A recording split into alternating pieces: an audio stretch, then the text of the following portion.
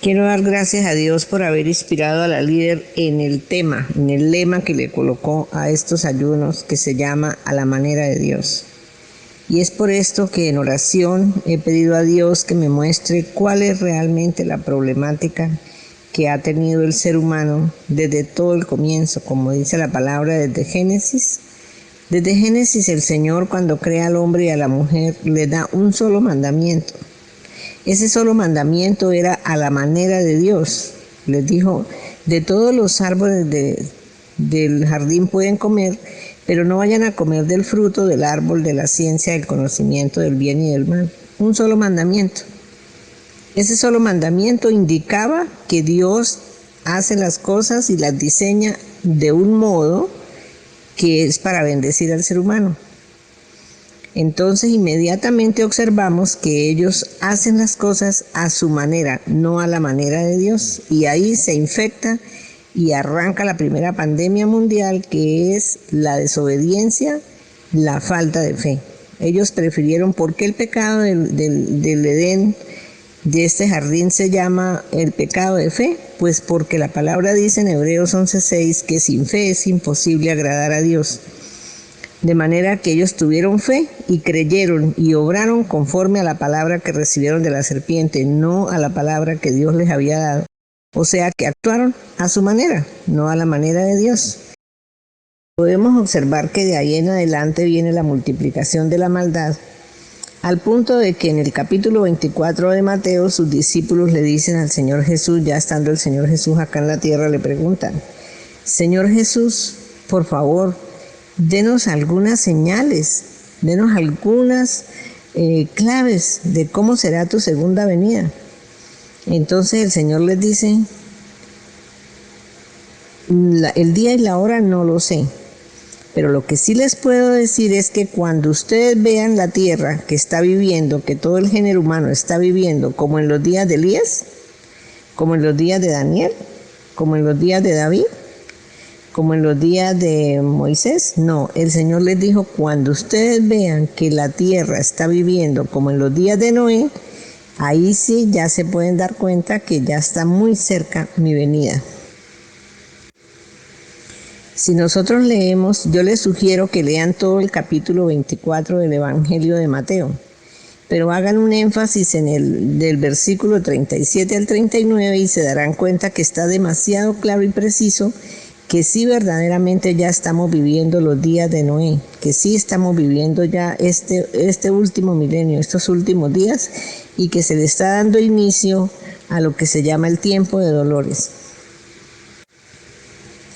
Pero como Dios sigue siendo Padre, un Padre bondadoso, un Padre de misericordia, un Padre de amor, pero también Él en las características y en lo que Él ha dejado ver cómo es su carácter, nos muestra que Él también es un Dios que hace juicio, es un Dios que disciplina, es un Dios que castiga, que corrige.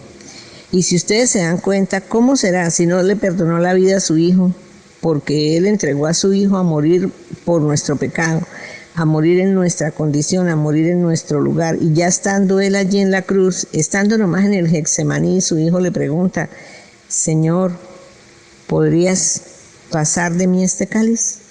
Pero no lo pudo pasar, no se lo pudo aceptar porque no había otro. El único que podía ser el sustituto, el único Cordero perfecto era Jesús, luego no hubo quien lo reemplazara.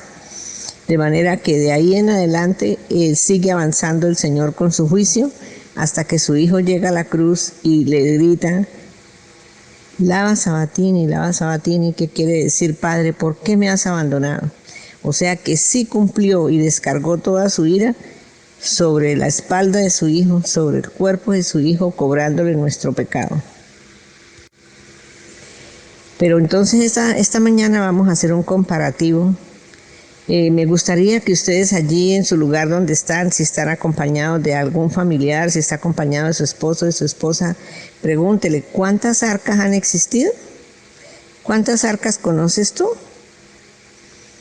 Pues en esta mañana yo les voy a hablar de 3 arcas. El arca de Noé, la arquilla de Moisés y el arca del pacto. En el arca, lo importante que nosotros tenemos que observar que antes, mucho antes de que el Señor vaya a hacer el juicio, Él prepara el plan de salvación. Por ejemplo, con el arca de Noé, 150 años duró Noé construyéndola y predicando, va a venir un diluvio, y lo tomaron de loco y nadie se quiso arrepentir, nadie quiso hacer caso. Y cuando llegó la hora que el Señor vino y cerró la puerta, solamente se pudo salvar Noé, su esposa, sus 3 hijos y sus 3 nueras, porque no hubo nadie quien quisiera creerle. Dice la palabra que para esos días se había multiplicado tanto la maldad que la gente estaba completamente alejada de las cosas de Dios, no les interesaban las cosas de Dios para nada. Solamente querían estar bebiendo, comiendo, trabajando y muy interesados en las cosas del mundo. De manera que, sorprendentemente, vino la lluvia, el Señor vino, cerró la puerta y todos los demás se quedaron por fuera. Pero sí vemos la bondad y la misericordia de Dios que mucho antes de que viniera el juicio se les había anunciado. Entonces vamos a encontrar el primer propósito en el arca de Noé. Tiene demasiado significado profético, pero vamos a encontrar el primero, uno solo, que es la salvación de la muerte, porque era un juicio de muerte para todos los pecadores. Después encontramos que se presenta otra arca, que es la canastilla, que Dios le fue guiando a la madre de Moisés, a la señora Jocabel, que ya llegó un momento, después de 3 meses, después de 3 años, ya no pudieron esconder el niño. Imagine, ¿quién puede esconder un niño de 3 años? ¿Cómo se le dice que no grite, que no llore, que no hable? Ya fue imposible esconderlo, entonces Dios la guió a que construyera una arquilla y que la calafateara por dentro y por fuera, para que no se le fuera a meter el agua. No pierdan de vista la palabra calafatear. A Noé también le dijo, construye el arca, la haces de 3 niveles, y le dio las medidas precisas, las medidas perfectas, cómo tenía que hacer cada uno de los pisos. Le dijo, haga solamente una ventana que quede en el 3er piso y una sola puerta. Como Noé era un hombre obediente y justo delante de Dios, hizo tal como Dios le dijo y luego le dijo, calafatéala por dentro y por fuera. No pierdan de vista el término calafatear. Luego el Señor le dice a Moisés, construye el arca del pacto. Y en el arca del pacto también le da las medidas, las dimensiones, la clase de madera y le dice que la calafatee, pero que la forre en oro por dentro y por fuera. Le dice que le coloque las 4 argollas de oro para por ellas atravesar las varas como tenía que ser cargada. De manera que todo Dios lo va indicando y lo va haciendo a la manera de Dios. Si tú quieres obedecer o no, pues tú verás, pero Dios siempre ha conseguido una persona que ha sido obediente y siempre ha conseguido un siervo que ha hecho tal como Él ha dicho para poder sacar adelante sus propósitos. De manera que vamos a ver de qué nos libran estas 3 arcas. La primera, el arca de Noé, era para salvación de la vida, del juicio, de la muerte por la desobediencia y el pecado. La segunda, el arca de Noé, que libraba a Moisés del mandato, de la orden del faraón de matar a todos los niños varones.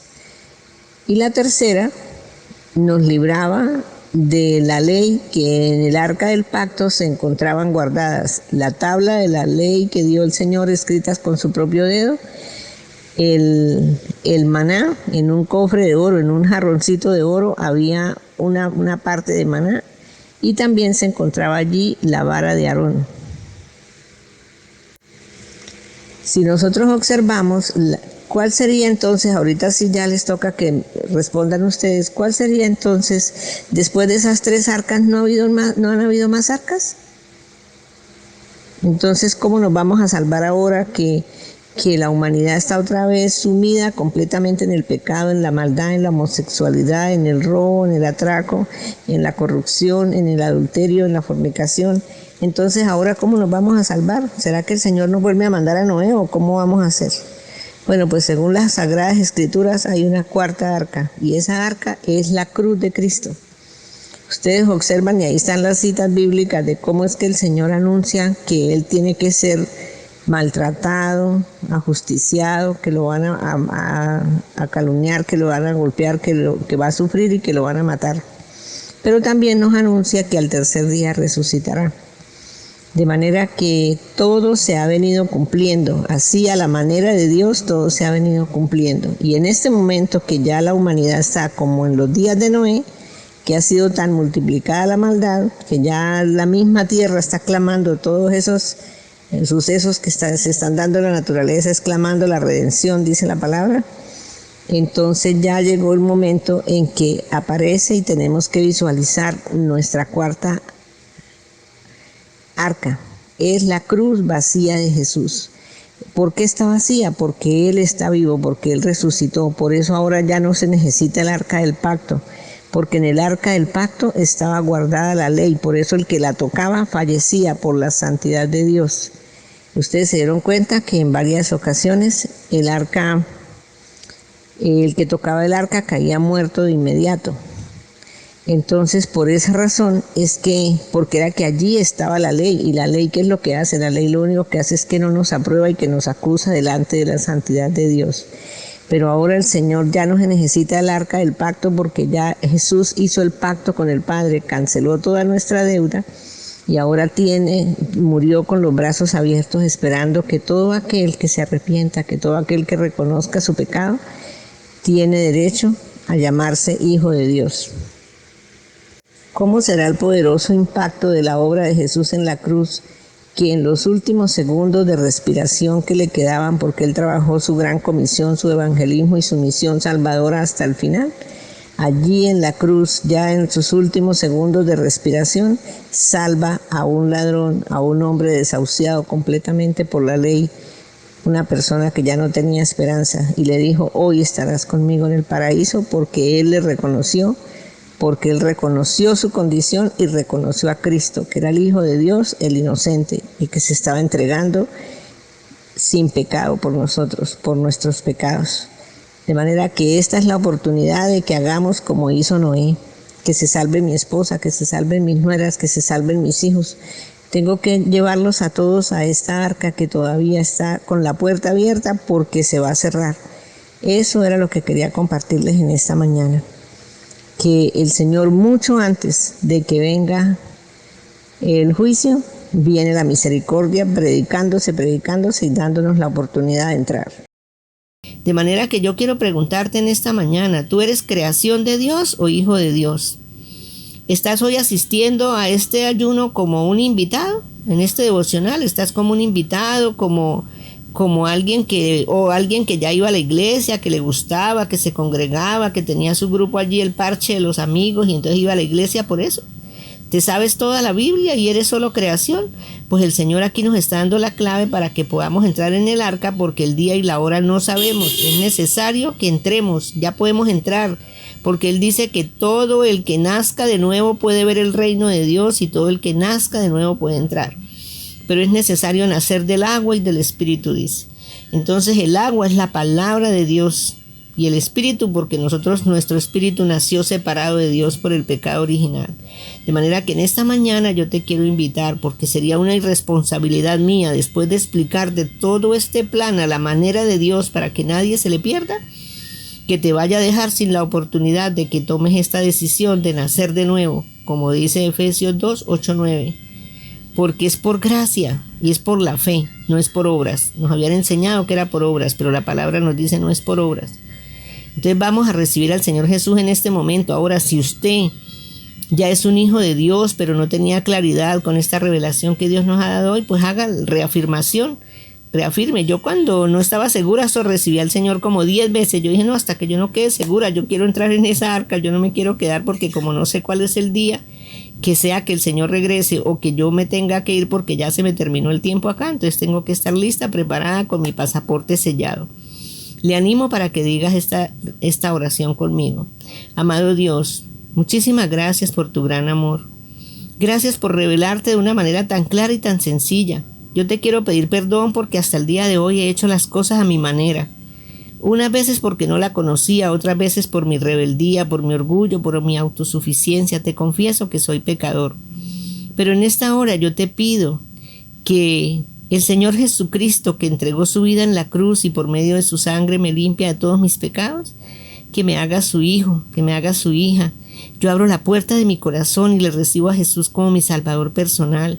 Jesús, entra, yo te necesito. Por favor, escribe mis nombres en el libro de la vida y haz de mí la persona que tú quieres que yo sea. Llévame a encontrar ese propósito para vivir para la gloria tuya y desde ya poder ver y entrar en tu reino desde ahora y para siempre. Amén. Bueno, la palabra dice que el que no se halló inscrito en ese libro de la vida fue arrojado al lago de fuego. Les animo para que pasen a la zona de lactancia. En la Sagrada Escritura dice que hay una zona de lactancia para ese bebé recién nacido que está en 1 de Pedro 2:2. Dice, deseen ahora como niños recién nacidos, si acabas de nacer, la leche espiritual no adulterada para que por ella crezcas para salvación. Que el Señor les continúe bendiciendo. Gracias por su atención, gracias por levantarse a buscar el pan, gracias por levantarse a buscar el alimento eterno. Bendiciones, doy gracias a Dios por el ministerio del Pastor Enrique que nos ha dado la oportunidad, que nos han guiado por la palabra y por todos los líderes que se han levantado a dar el pan del cielo para la iglesia Casa sobre la Roca, una iglesia viva, una iglesia en marcha. En el nombre de Jesús les bendigo en este día. Amén y amén.